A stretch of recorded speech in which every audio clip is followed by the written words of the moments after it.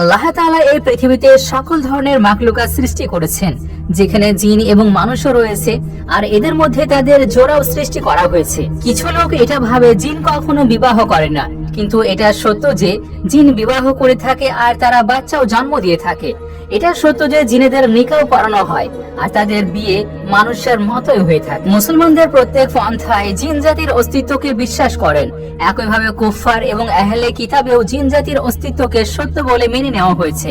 আরবের মুশরিক এবং অন্যান্য সম্প্রদায়ও জিনের অস্তিত্বকে বিশ্বাস করে থাকতো। তো আজকের এই ভিডিওতে আমরা জানবো জিনেরা কিভাবে বিবাহ করে থাকে আর তাদের বিয়েতে কি কি করা হয়। সেই সঙ্গে একটি সত্য ও আশ্চর্য অদ্ভুত ঘটনা বলবো, যখন এক মৌলভী সাহেব ভুল করে এক জিনের বিবাহ করিয়ে দিয়েছিলেন। তো তখন সেই জিন তার সঙ্গে কি কি করেছিল জেনে আপনিও অবাক হয়ে যাবেন। তাহলে চলুন বেশি দেরি না করে ভিডিওর প্রধান অংশের দিকে এগিয়ে যাওয়া যাক। কিন্তু তার আগে আপনার কাছে একটি ছোট রিকোয়েস্ট থাকবে যে ভিডিওটিতে একটি ছোট লাইক অবশ্যই করবেন। এক মৌলভী সাহেব ছিলেন যার নাম ছিল নওয়াজ। বলা হয়ে থাকে যে তিনি বাচ্চাদের কোরআন শিক্ষা দিতেন আর সেই সঙ্গে বাচ্চাদের দুনিয়াবী শিক্ষাও দিতেন। বর্তমানে বিজ্ঞান অনেক এগিয়ে গিয়েছে, কিন্তু বিজ্ঞান এখনো জানতে পারেনি জিন জাতির অস্তিত্ব আছে কিনা। এই জন্য বিজ্ঞান বলে দিয়েছে জিন জাতির কোনো অস্তিত্বই নেই। কিন্তু আলহামদুলিল্লাহ আমরা মুসলমান আর আমরা বিশ্বাস করি যে পশু পাখি মানুষ আর অন্যান্য মাখলুকাতের মতো ফেরেশতা এবং জিনেরও অস্তিত্ব রয়েছে। কারণ পবিত্র কোরআনেও জিন জাতির কথা উল্লেখ করা হয়েছে। এই জন্য আমরা বিশ্বাস করি শুধু জিনের অস্তিত্ব রয়েছে তাই নয়, বরং ওরা আমাদের আশেপাশে বসবাসও করে থাকে, যদিও আমরা ওদের দেখতে পাই না। যেভাবে মানুষদের মধ্যে ভালো ও খারাপ রয়েছে, তেমনি তাদের মধ্যেও কেউ কেউ ভালো আবার কেউ কেউ খারাপ হয়ে থাকে। তো আজ আপনাদের যে ঘটনার সঙ্গে পরিচয় করাতে যাচ্ছি সেটি কোনো খারাপ জিনের নয়, বরং এক ভালো জিনের কাহিনী। মাওলানা সাহেব বলছিলেন, রাতের কোনো সময়ে তা তো মনে নেই, কিন্তু হঠাৎ করে কেউ আমার ঘরের দরজায় আওয়াজ দিল, অর্থাৎ কেউ দরজাতে ধাক্কা দিয়েছে। আল্লাহ তাআলা আমাকে একটি ক্ষমতা দিয়েছেন, আমি যতই গভীরে ঘুমিয়ে থাকি না কেন সামান্য আওয়াজেও আমার ঘুম ভেঙে যায়। এই জন্য আমি জেগে উঠলাম আর দরজার দিকে দেখতে লাগলাম। কিছুক্ষণ পর দ্বিতীয়বার ধাক্কানোর শব্দ শুনতে পেলাম। তো আমি আমার পাশে রাখা মোবাইল উঠিয়ে সময় দেখলাম কেবল রাত 11:21 হয়েছে। তৃতীয়বার কেউ দরজায় ধাক্কা দিল আর আমার নাম ধরে ডাক দিল। আমি উঠে দ্রুত দরজা খুলে দিলাম। বাইরে দেখতে পেলাম অচেনা দুজন যুবক ছেলে দাঁড়িয়ে রয়েছে। আমি তাদের দেখে চেনার চেষ্টা করলাম, কিন্তু এর আগে আমি তাদেরকে কখনো দেখিনি। তারা বলল, মৌলভী সাহেব, আমাদের এখানে বিয়ে হচ্ছে আর আমরা আপনাকে বিয়ে পড়ানোর জন্য নিতে এসেছি। আমি বললাম, মাফ করবেন, কিন্তু আমি তো আপনাদের চিনতে পারছি না, দয়া করে আপনাদের সম্পর্কে কিছু বলুন। ওরা বলল, আমরা আপনার প্রতিবেশী গ্রামে থেকে এসেছি। আমি বললাম, তোমাদের নাম কি? ওদের মধ্যে একজন বলল, আমার নাম জানজার আর ওর নাম ইফক। আমি ভাবতে লাগলাম ওদের নাম তো খুবই অদ্ভুত। কিছুক্ষণ কথাবার্তা বলার পর আমি ওদের সঙ্গে যাওয়ার জন্য প্রস্তুত হয়ে গেলাম। মাওলানা সাহেব বলছেন, সেই সময় মার্চ মাস চলছিল, তাই রাতে একটু ঠান্ডা পড়ছিল। ওরা দুজন আমার আগে আগে যাচ্ছিল আর আমি ওদের পিছনে পিছনে। ওদের হাঁটার গতি ছিল খুব দ্রুত, কিন্তু আমার জন্য ওরা আস্তে আস্তে যাচ্ছিল। এইভাবে 20 মিনিটে হেঁটে যাওয়ার পর তারা হঠাৎ করে তাদের রাস্তা পরিবর্তন করলো, আর যা দেখে আমি ঘাবড়ে যাই। কারণ গ্রামটি তো অন্যদিকে ছিল আর ওরা যেদিকে যাচ্ছিল সেদিকে বিশাল বড় ফাঁকা মাঠ ছিল। সাধারণত ওই মাঠে দিনের বেলায় গ্রামের ছেলেরা ক্রিকেট ও অন্যান্য খেলা খেলতো। আমি ওদেরকে জিজ্ঞেস করলাম, ভাই আপনারা কোথায় যাচ্ছেন? গ্রাম তো ওইদিকে, এদিকে তো শুধু ফাঁকা মাঠ। ওরা জবাব দিল, জি আসলে গ্রামে বড় জায়গা ছিল না, তাই আমরা বিয়ের শামিয়ানা এখানে টানিয়েছি। আমি নীরবে ওদের পিছু পিছু হাঁটতে লাগলাম। ওরা দুজন বারবার পিছনে ঘুরে আমার দিকে দেখছিল, যেন এটা খেয়াল রাখছিল আমি ওদের সঙ্গে যাচ্ছি কি যাচ্ছি না। চলতে চলতে আমি তাদের আবারও জিজ্ঞেস করলাম, শোনো ভাই, তোমাদের এখানে বিয়ে হচ্ছে তো? ওরা বলল, জি হ্যাঁ। আমি আবার বললাম, তাহলে সবকিছু এত নীরব কেন? কোথাও কোনো আওয়াজ শুনতে পাচ্ছি না কেন? কারণ আমরা মাঠের একদম কাছে পৌঁছে গিয়েছিলাম, কিন্তু সেখানে সবকিছু একদম শুনশান নীরব ছিল। ওরা জবাবে বলল, প্রস্তুতি নেওয়া আছে, বিয়ের পর সবকিছু শুরু হয়ে যাবে। এরপর তারা আবারও চলতে লাগলো। আরো 5 মিনিট হাঁটার পর আমি ওই শামিয়ানা দেখতে পেলাম। আরো 2 মিনিট হাঁটার পর আমরা শামিয়ানার ভিতরে প্রবেশ করে গেলাম। সেখানে চারিদিকে বেশ সুন্দর করে আলোকসজ্জায় সাজানো হয়েছিল। আমি অদ্ভুত চোখে সবকিছু দেখতে লাগলাম। তখন ওই কেউ একজন বলে উঠলো, স্বাগত মৌলভী সাহেব। আমার সামনে কুর্তি পাজামা পরে একজন লোক দাঁড়িয়ে ছিল। জানজার নামের যে যুবকটি আমাকে নিয়ে এসেছিল সে বলল, ইনি বরের পিতা আর ওনার নাম সর্দার মানুষ। সর্দার মানুষ বললেন, আসুন মৌলভী সাহেব, আমি আপনাকে সামনের দিকে নিয়ে যাই। সে আগে আগে যেতে লাগলো আর আমি তার পিছনে পিছনে। একটি জায়গায় পৌঁছানোর পর সে এক লোকের দিকে ইশারা করে বলল, ইনি হলেন কনের পিতা আর ওনার নাম শর্মক সাহেব। আমি একটু হেসে শর্মক সাহেবের দিকে হাত বাড়িয়ে দিলাম। সে অনেক উষ্ণভাবে আমার সঙ্গে করমর্দন করলো। আমি অনুভব করলাম ওনার হাত খুবই গরম ছিল, কিন্তু আমি এতে খুব একটা পাত্তা দিলাম না। আর আমি এটা ভেবে একটু চিন্তিত ছিলাম, কারণ এই সামিয়ার ভিতরে আমি ওই গ্রামের পরিচিত কোনো মুখই দেখতে পাচ্ছিলাম না। তাছাড়া সবাই ভীষণ অদ্ভুত ছিল। আমি কনের পিতাকে জিজ্ঞেস করলাম, কি ব্যাপার, এখানে গ্রামের কোনো লোককে দেখতে পাচ্ছি না যে? সে জবাবে বলল, শুধু এই ছোট বিষয় নিয়ে আপনি চিন্তিত আছেন। এরপর সে একটা ছেলেকে ডাকলো আর তাকে কিছু বলল। এরপর ওই ছেলে দ্রুত চলে গেল আর একটু পরেই সেখানে গ্রামের কিছু মানুষকে আসতে দেখলাম। নজর সাহেব, যার গ্রামে মুদির দোকান ছিল, এরপর আহমদ খান সাহেব, শেরদিল সাহেব, গোলাম আলী এবং শাহিদ আলী। ওনাদের সবাইকে দেখে আমি একটু স্বস্তির নিঃশ্বাস ফেললাম। আমি নজর সাহেবকে বললাম, আপনার দোকান এখন কেমন চলছে? সে একটু অবাক হয়ে বলল, দোকান ভালোই চলছে। এরপর আমি গ্রামের অন্যান্য লোকেদের সঙ্গে কথা বললাম। এর মধ্যে ইফক সাহেব এসে বললেন, মৌলভী সাহেব, আপনি বিবাহ পড়ানো শুরু করে দিন, দেরি হয়ে যাচ্ছে। আমি বললাম, জি চলুন তাহলে। এরপর আমি বিবাহ পড়ালাম। এরপর তিনি আমাকে মিষ্টি খেতে দিলেন, বিবাহ সম্পন্ন করার জন্য টাকাও দিলেন আর খাবারও খেতে দিলেন। খাবার এতটাই সুস্বাদু ছিল যে আমি ভাষায় বর্ণনা করতে পারবো না। এরপর ইফক এবং জানজার, যারা আমাকে নিয়ে এসেছিল, ওরা আমাকে আবার আমার বাড়ির দরজা পর্যন্ত এসে পৌঁছে দিয়ে গেল। ওরা চলে যাওয়ার পর আমি অজু করে আবারও ঘুমানোর প্রস্তুতি নিতে লাগলাম। অজু এসে যখন আমি বিছানায় ঘুমাতে গেলাম, ভাবলাম যে একবার সময় দেখি, যদি ফজরের ওয়াক্ত হয়ে যায় তাহলে নামাজ পড়ে নিব। কিন্তু সময় দেখে আমি হতভম্ব হয়ে থেকে গেলাম, কারণ আমার এরকম মনে হয়েছিল আমি বাইরে যাওয়ার পর বেশ সময় সেখানে অতিবাহিত হয়েছে। কিন্তু যখন মোবাইলে সময় দেখতে পেলাম খুব একটা বেশি সময় লাগেনি আমার। সকালবেলায় আমি সেই গ্রামে ওই লোকেদের সঙ্গে কথা বললাম যাদের সঙ্গে আমি রাতে কথা বলেছিলাম। যখন আমি তাদের রাতে ঘটনা সম্পর্কে জানালাম, তারা বলল, আমরা তো রাতে কোথাও বের হয়নি, এমনকি কোনো বিয়ের দাওয়াতেও যাইনি। এই কথা শুনে আমি চরম বিস্ময়ের পর্যায়ে পড়ে গেলাম। এরপর আমি বাড়ি ফিরে আসলাম। যখন আমি বিবাহের মিষ্টি এবং টাকা দেখতে পেলাম, তখন বিশ্বাস হয়ে গেল যে এই সবকিছু আমার ভ্রম ছিল না। পরবর্তীতে আমি জানতে পারলাম এই বিবাহ মানুষের নয় বরং জিনের ছিল। আমি এক জিনের বিবাহ পড়িয়েছিলাম। আর এখনো যখন আমার ওই ঘটনার কথা মনে পড়ে যায়, তখন আমার শরীরের লোম একেবারে দাঁড়িয়ে যায়। কিন্তু আমি আল্লাহর কাছে শুকরিয়া আদায় করি যে ওরা নেক এবং মুসলমান জিন ছিল। ওরা আমাদের কোনো ধরনের ক্ষতি করেনি। অনেক পুরানো জামানার কথা, বাগদাদে একজন ব্যবসায়িক বসবাস করতেন, আর যিনি খুবই নেক এবং মাযহাবী ব্যক্তি ছিলেন। তার এক কন্যা এবং 2 পুত্র ছিল।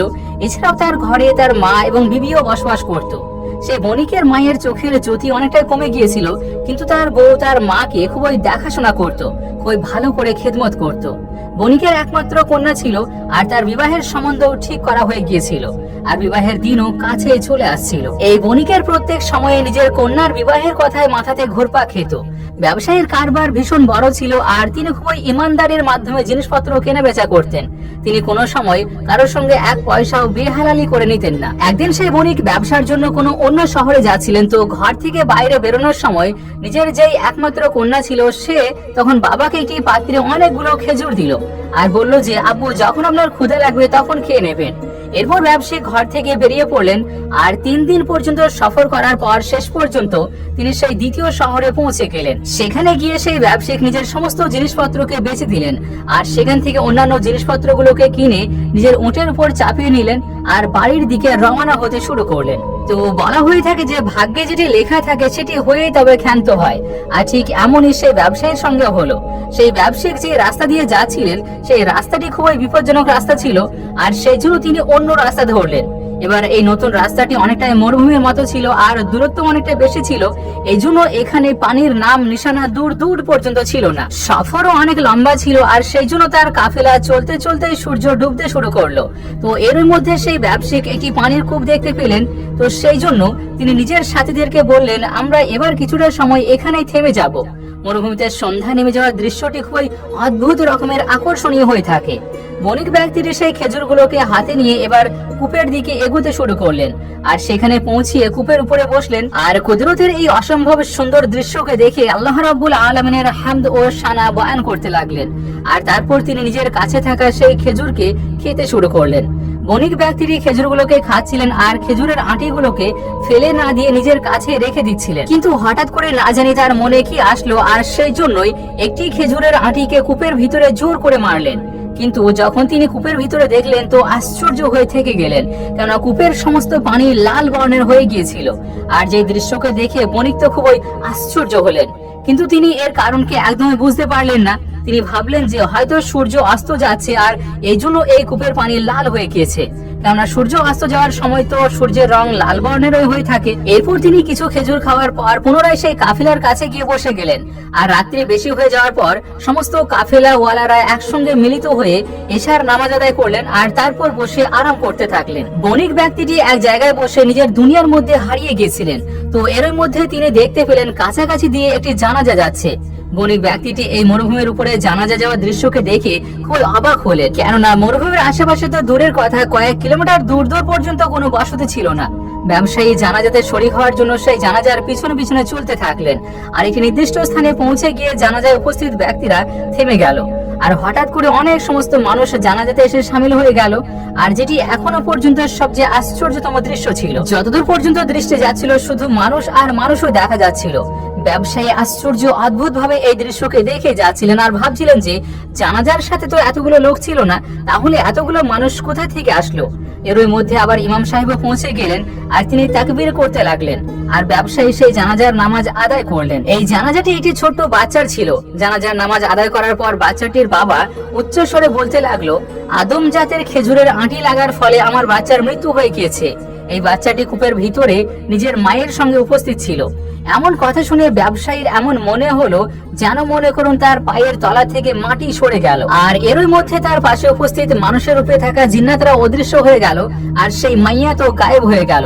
এবার ব্যবসায়ীর সামনে সেই জিন দাঁড়িয়েছিল যার বাচ্চাটি খেজুরের আঁটি লাগার ফলে মারা গিয়েছে। আর যা দেখে এবার ব্যবসায়ীর হাত পা কাঁপা শুরু করলো।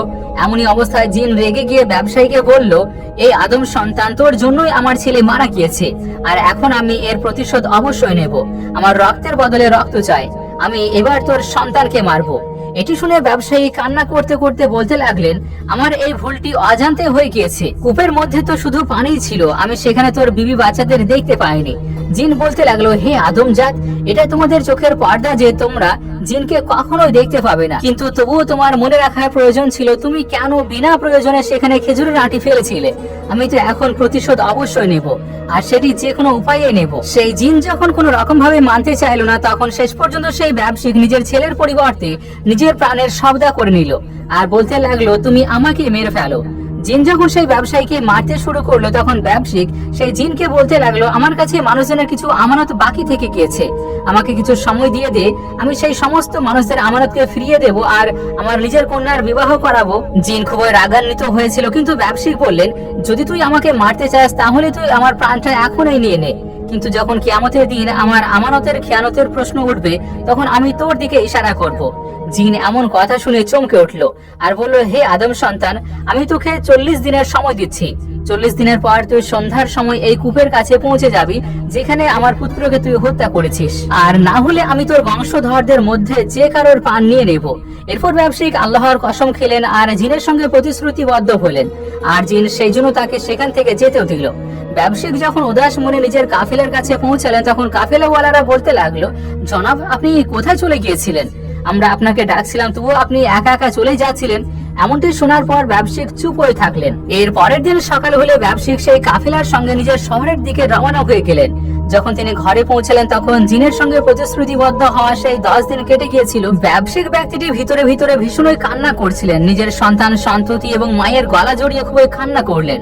ব্যবসায়িক ব্যক্তির এমন আচরণে তার ঘরের মানুষেরা খুবই পেরেশান ছিল আর ভাবছিল যে এর আগেও তো ব্যবসার জন্য তিনি বাইরে গিয়েছিলেন, কিন্তু এইবার আমাদের সঙ্গে তার মেলামেশায় এমন যেমন কি তিনি এখনই আমাদের ছেড়ে চলে যাবেন। এমন অবস্থায় সেই ব্যবসায়িক একটি কবরস্থানের পাশ দিয়ে যাচ্ছিলেন আর তখন তিনি দেখতে পেলেন সেখানে একজন সুফি বুজুর্গ ব্যক্তি বসে আছেন আর আল্লাহর জিকির করছিলেন। তখন তিনি সেই সুফি বুজুর্গের কাছে এগোতে থাকলেন। এরপর সেই ব্যবসায়ী ওই বুজুর্গের পাশে এসে জোরে জোরে কান্না করতে লাগলেন। বুজুর্গ বললেন, বেটা, তুই যে সমস্যার জন্য পেরেশান হয়ে আছিস সেটিকে মন থেকে বাইরে বের করে ফেল। যে বিপদকে তুই ভয় পাচ্ছিস সেটা কোনো ভয় নয়, মৃত্যু ভয়কে কখনো নিজের মনের ভিতরে রাখিস না, কেননা মৃত্যু তো এই দুনিয়ার সবচেয়ে বড় সত্য। মৃত্যু একটি এমন সত্য ঘটনা যেটিকে কেউ ওই মিথ্যা বলে উড়িয়ে দিতে পারবে না। তুই তোর আশেপাশের কবরগুলোকে দেখ, যারা তোকে এমনটি বলবে যে এই পৃথিবী কখনোই হৃদয় বসানোর জায়গা নয়। তুই একদম ওই কান্না করিস না, তুই যাওয়ার জন্য সামানপত্র গুছিয়ে নে। বুজুর্গ ব্যক্তির কথা শুনে ব্যবসায়িক বললেন, বাবা আমি যাওয়ার জন্য কি কি প্রস্তুতি নেব? বুজুর্গ ব্যক্তি জবাব দিলেন, তোর প্রয়োজন তুই নিজের সঙ্গে করে ভালো, নেকি, মোহাব্বত, মনুষ্যত্ব, খেদমত এবং ইমানকে নিয়ে নে। এবার তুই এখন তোর নিজের সমস্ত গুনাহ থেকে তওবা করে নে। যদি তোর কাছে কারোর আমানত অথবা কারোর ধার বাকি থাকে সেগুলোকে মিটিয়ে দে। যদি তুই কারোর মনে দুঃখ পৌঁছে থাকিস তাহলে তুই মাফ চেয়ে নে। যদি কেউ তোর উপর জুলুম করে থাকে তাহলে তুই গিয়ে তাকে মাফ করে দে। যদি তোর বাবা মা থাকে আর বিবি বাচ্চা থাকে তাহলে তাদেরও খেদমতের ফরজ আদায় কর। আর মনে রাখিস, মৃত্যুর আগে নিজের মনের ইচ্ছাকে নিজের বিবি বাচ্চাদের সামনে অবশ্যই প্রকাশ করে দিবি।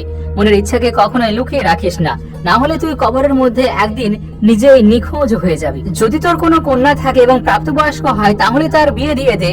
যদি তোর ধন দৌলত থাকে তাহলে তুই জাকাত দে। অসুস্থ এবং গরিব প্রয়োজনীয়দের প্রয়োজনকে সম্পূর্ণ করে দে। এর মধ্যে প্রথম হক তোর ঘরের মানুষদের, দ্বিতীয় হক তোর প্রয়োজনীয় আত্মীয় স্বজনদের, আর তৃতীয় হক তোর সেই সমস্ত প্রতিবেশীদের যারা তোর কাছে সাহায্যের জন্য অপেক্ষা করছে, আর চতুর্থ হক শহরের বেওয়া, বাচ্চা, এতিম এবং বৃদ্ধ মানুষদের। এরপর ব্যবসায়ী সেখান থেকে চলে গেলেন। তারপর তিনি নিজের কন্যার বিবাহ দিলেন আর সেই বুজুর্গ ব্যক্তির কথার উপরে আমল করতে শুরু করলেন। যখন 40 দিন সম্পূর্ণ হয়ে যাওয়াতে আর 8 দিন বাকি ছিল, তো সেই বুজুর্গ ব্যক্তির শেষ হিদায়ত অনুসারে নিজের বিবি বাচ্চাদেরকে মনের কথা খুলে বললেন। আর সেই অজানাতে হয়ে যাওয়া ভুল, যেখান থেকে একটি জিনের বাচ্চার মৃত্যু হয়ে গিয়েছিল, সেই সম্পূর্ণ কাহিনী নিজের বিবি বাচ্চাদেরকেও শোনালেন। আর যেটিকে শোনার পর ঘরের মধ্যে এবার হলকম্প শুরু হয়ে গেল। ঘরের সমস্ত মানুষজন সে ব্যবসায়ীকে যেতে বারণ করলেন, কিন্তু ব্যবসায়ী বললেন, যদি আমি এখন না যাই তাহলে আমি যে আমার পরওয়ারদিগারের কসম খেয়ে এসেছি তার কি হবে? আমার সেখানে পৌঁছাতে 8 দিন সময় লাগবে। আমি যাওয়া শুরু করছি। আমি এখন রওনা হলে 40 দিনের মধ্যে সেখানে পৌঁছে যাব। এবার ব্যবসায়ীর ঘরের মানুষজনের সঙ্গে শেষবারের মতো সাক্ষাৎ করে ব্যবসায়ী চলে গেলেন। আর ঠিক 40 দিনের মধ্যেই তিনি সেই কূপের কাছে উপস্থিত হলেন। আর এটি সেই সন্ধ্যা নেমে আসার সময় ছিল, যার পর সেই জিন হাজির হলো। জিনকে দেখার পর ব্যবসায়ী বলতে লাগলেন, এই জিন, আমি আমার ওয়াদা মোতাবেক তোর কাছে উপস্থিত হয়েছি। অনেক অনেক শুকরিয়া, তুই আমাকে 40 দিনের সময় দিয়েছিলি। এই সময়ের মধ্যে আমি আমানতকারীদের আমানতকে ফিরিয়ে দিয়েছি, নিজের কন্যার বিবাহ দিয়েছি, আর আমার আখেরাতের সামানপত্রকে গুছিয়ে নিয়েছি। এমনটি শোনার পর জিন বলতে লাগলো, হে আদম সন্তান, বেশক তুই তোর প্রতিশ্রুতিকে সম্পূর্ণ করেছিস। যদি তুই ইচ্ছা করতিস তাহলে তোর প্রতিশ্রুতিকে ভঙ্গ করতে পারতিস, কিন্তু তুই এমনটি থেকে বিরত থেকেছিস। ব্যবসায়ী বললেন, সত্যি আমার ভুল হয়েছে। ভালোই এই ভুল অজানাতে হয়ে যাক না কেন, কিন্তু রোজ কিয়ামতের দিন আমি আমার রবের সামনে এই মিথ্যা কসম খাওয়ার গুনাহগার হতে পারবো না। এরপর জিন বলতে লাগলো, যে আল্লাহকে তুই মেনে থাকিস সেই আল্লাহকে আমিও মেনে চলি। হে আদম সন্তান, তুই এখন যেতে পারিস। তোর কথাতে খুশি হয়ে আমি আমার সন্তানের হত্যা এবং আমার দেওয়া সাজা থেকে তোকে মুক্তি দিচ্ছি। যা, এখন তুই তোর ঘরে পুনরায় ফিরে যা আর তাদের সঙ্গে হাসি খুশি দিন কাটাতে থাক। আর এমনই ভাবে সেই সন্তানহারা জিন ব্যবসায়ীকে মাফ করে দিলেন, আর ব্যবসায়ী হাসি খুশি পুনরায় নিজের ঘরে ফিরে আসলেন। এই ভিডিওতে অনেকগুলো শিক্ষণীয় বিষয় জুড়ে আছে। যদি আপনারা খুঁজতে পারেন, সেই জন্য আপনাদের সঙ্গে এটিকে শেয়ার করলাম।